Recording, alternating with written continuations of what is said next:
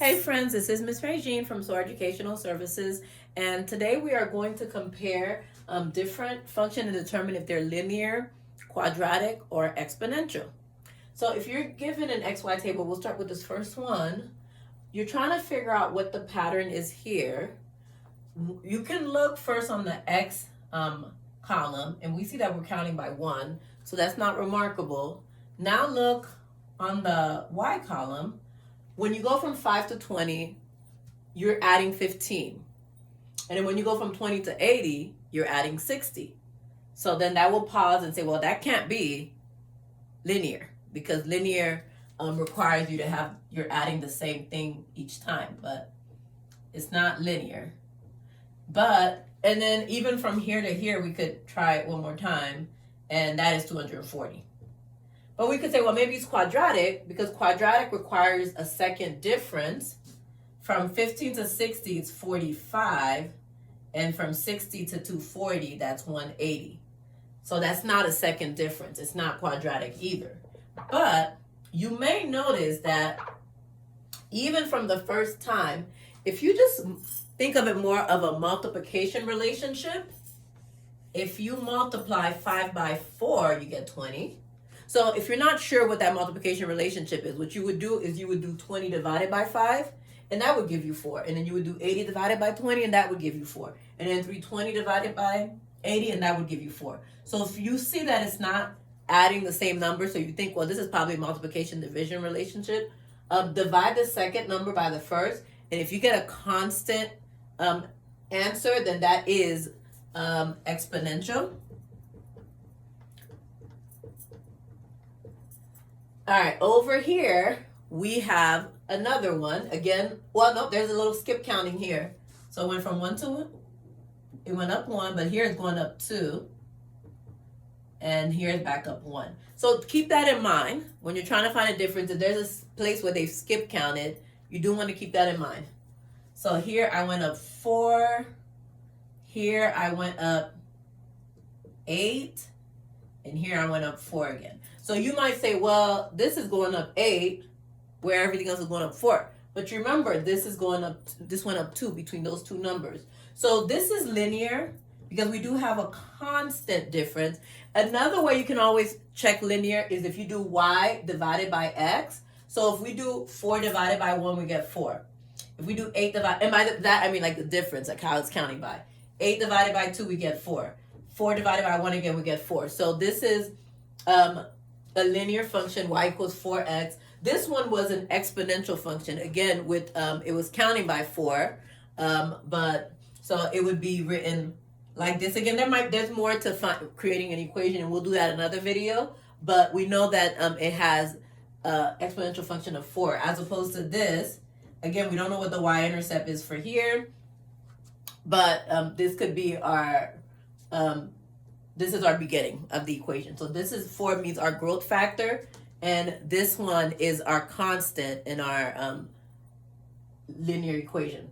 All right, now this one, okay, it's counting by 1 on the x-axis, so that's not remarkable. So now look at here. It's going up 2, going up 4, going up 6. So that's not the same.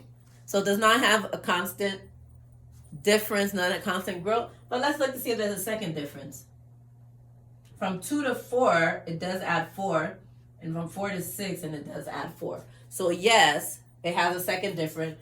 If you're writing an equation for a quadratic with a second difference, you take that second difference and you take half of it, and that's going to be the beginning of your quadratic. So our second difference is 2, so our equation is y equals x squared. Again, there's more to it to write equation, but we have that down.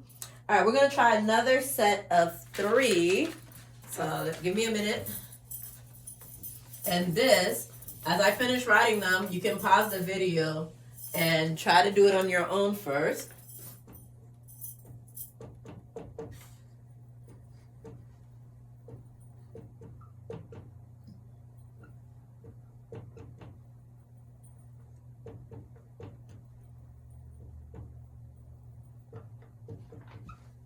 All right, this one, so if you can try the first one, by all means do so.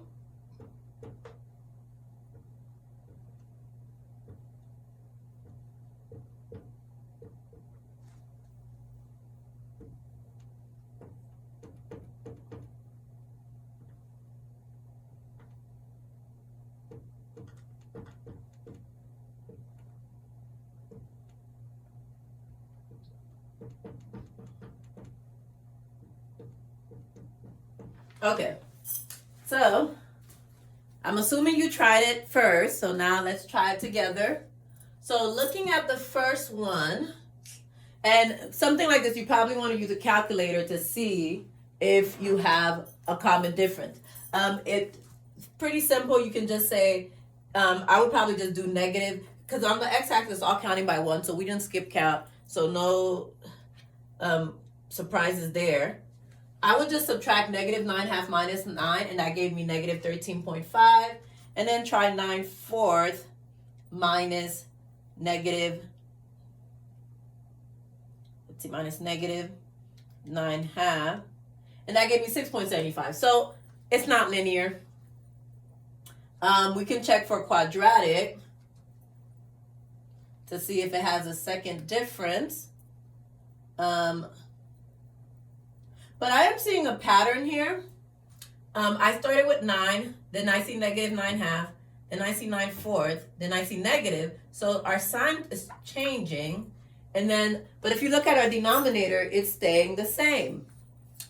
So that tells me that this is just, it's half.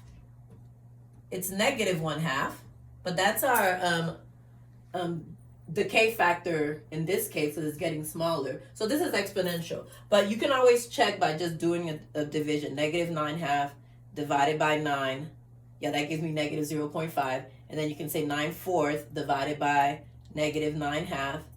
Let me try that again. 9/4 divided by negative 9/2. Again, yeah, that gives me negative 0.5. And since I have my y-intercept here, I can write my equation. So this is my exponential function. So if you notice any pattern, like as far as the multiplication, like 2, 4, 8, 16, so that helped me realize, like, okay, this is exponential, because exponential is a multiplication division relationship. All right, over here, so all of these I tried giving you the y-intercept, so that way we didn't have to worry about solving for them to figure out what the equation is. Again, 0, 1, 2, 3, 4. Okay, no surprise here.